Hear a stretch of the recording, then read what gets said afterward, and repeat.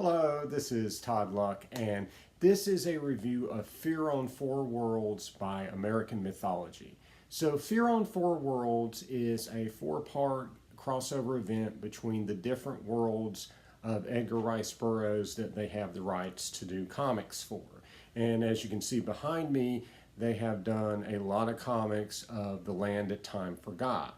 And so this crossover is just 4 issues, 4 regular sized one-shots that tell one story, and we go to the world of Carson of Venus, as well as the Moon Maid, and Pellucidar at the Earth's core, and finally, of course, the Land That Time Forgot.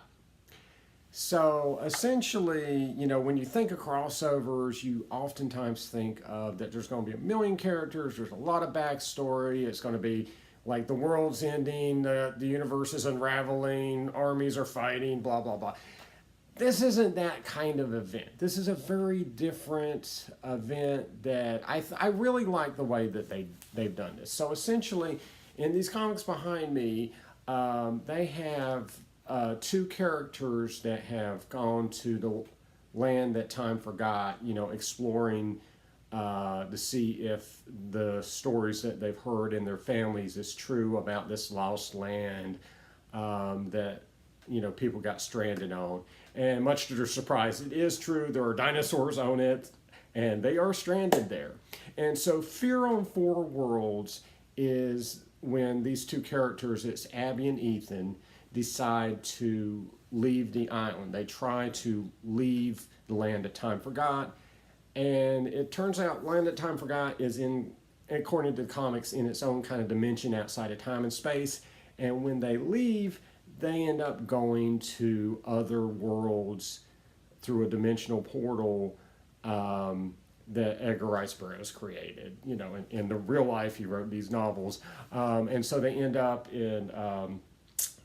on Venus, and then they go through another dimensional portal, end up in a world inside the moon, things like that. So it is a story basically just them trying to get home, and as you can probably guess by the last one being the land that time forgot, they end up back where they started in true Burroughs form.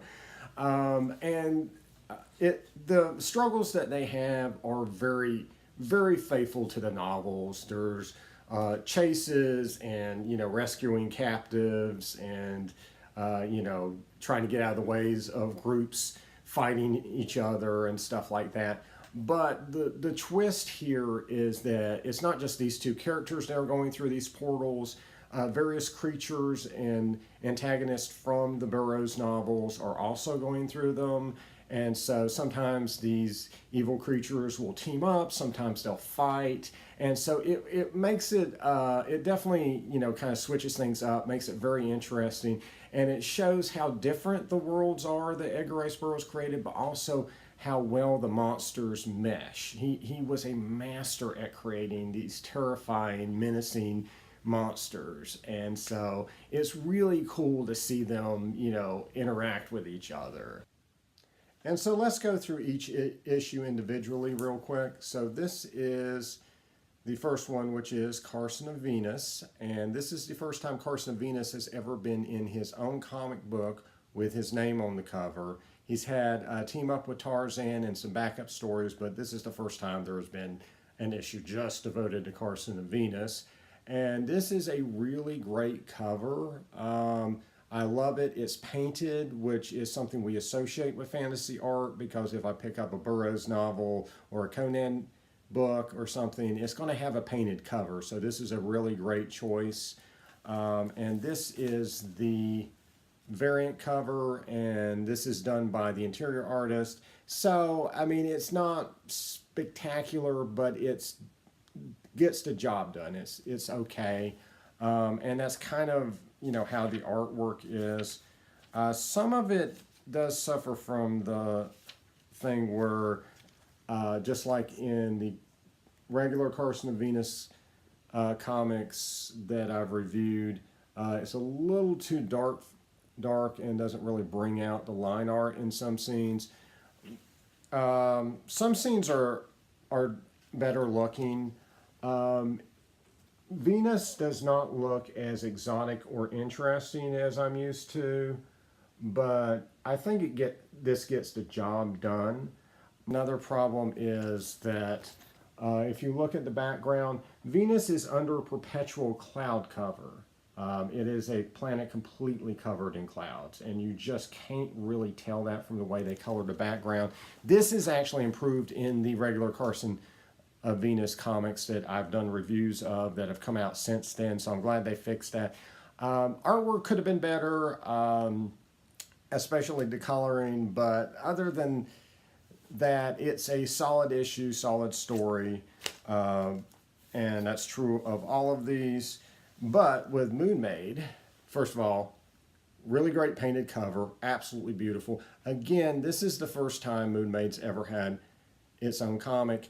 And honestly, this may be the first comic of them other than a Tarzan crossover. I'm not entirely certain. I really wasn't able to find any material about comic books on the Moon Men trilogy. So the artwork inside is some of the best that you're going to get. Actually, the best in my opinion for this crossover. It is quite good. And so it's an adventure on this world. And, you know, of course, it's got the monsters and everything. Just really well drawn, very nicely done. The colors work with the artwork. It's just, this is what I want to see in a comic. This is just really cool looking stuff. Now, the story is a solid little action tale. But where I feel like it doesn't quite work is that by the time I got to the end of it, I have no idea why it's called Moon Maid. Now, the word maid is just an old-timey way of saying woman. So just because she's a female, they put maid on the cover. She's actually a princess, the title character here. But the moon part is what's going to have people scratching their heads, because there's no mention that they're on the moon. It doesn't look like they're on the moon. So what it is in the Moon Maid trilogy, or Moon Man trilogy, whatever you want to call it, there is a world inside of the moon with its own atmosphere and all this stuff, similar to Pellucidar at the Earth's core. And that's where this takes place. Now, the trilogy in the novels actually involves, of course, an Earthman coming and becoming a hero in this world. And what sets it apart from other Burroughs series is that the Moon Men actually come to Earth and invade us and occupy Earth, and it's this multi-generational story about overthrowing the Moon Men. Now, none of that is in this actual comic. My understanding is this takes place before all that and you know, the title character is the princess that is in those novels. It's very similar to Dija Thorez by Dynamite Comics in that regard. It's, you know, a kind of a prequel to the novels with, you know, the princess as the heroine. And I think that's where they're going with Moon Maid. It very much looked like that in the commercial that they put, the ad that they put in the last issue of Carson of Venus that I got. So it looks like they're hoping Moon Maid will be their Dija Thorez. And I wish them luck with that. This is a very super obscure character that I'm really glad that this series is getting, you know, the light of day in comic books finally. Because other than a Tarzan crossover, there's been nothing. And that Tarzan crossover was like 18 years ago. So that's really cool. And so after that, we move on to Pellucidar at the Earth's core. We run out of the painted covers for some reason. Not sure what happened there. It's decent. I really wish there was painted covers like the other one-shots. But the artwork is just kind of okay. We're back with this same artist. let's see, I was just trying to find some good examples of the artwork here. You know, we're back with the same artist and from the Carson of Venus comic, and the rendering of the humans is just kind of okay. He does better with the monsters. However, I will say that, you know, when, you know, you need some artistic oomph, he does bring it. I mean, that is a nice panel. It's kind of hard to screw up lizard men on dinosaur creatures chasing your heroes. So there's still some really nice visual moments in all of these, even if the artwork is sometimes not up to snuff. But it does end on kind of a positive note artistically with The Land That Time Forgot. This is a nicely done cover. Still wish it was painted, but for sake of consistency here, but it's still a nicely done cover. And the artwork is decent. I mean, it definitely, I don't think it's quite as good as Moon Maid, but it definitely gets the job done. Definitely looks pretty cool. And, you know, we got lizard men versus World War I Germans. Isn't that awesome? And so, and the last issue is also the part where we actually slow down a little bit. And there's actually a scene where Abby and Ethan actually talk about, you know, their feelings and about each other and about being stranded and all this stuff. And, you know, we kind of go into characterization. There aren't as many scenes like that as you would think in these comic books. They're very action driven, but I do like the characters as well. I hope they do more of that. It is, you know, it's not a daring storyline by any chance. It is very, again, action driven. And I think that's great because I think a lot of comics forget that it is an action genre. If I go watch a movie version of whatever comic they're putting out, they're going to have really elaborate fight scenes. I don't know why they seem to be shy about that when they're actually doing the comics. So this is actually really well thought out, you know, chase scenes and fight scenes and thrilling suspense and all that good stuff. And it basically acts as a sampler. So they're planning on, like I said, there is already a Carson of Venus miniseries, or they're going to release a Moon Maid miniseries. Allegedly, they're going to do more The Land That Time Forgot and Pellucidar, but nothing has concretely been shown or said about like when that's coming or what form it'll take. I personally look forward to all of it.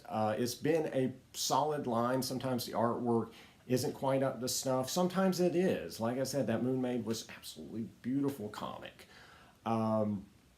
And the stories are so far pretty safe. I mean, I think they have their fundamentals down. This is, the writer is Mike Wolfer, who wrote all this stuff you see behind me, and it's pretty solid. He has his kind of Burroughs suspense and all that stuff down pretty well, the feel of those novels.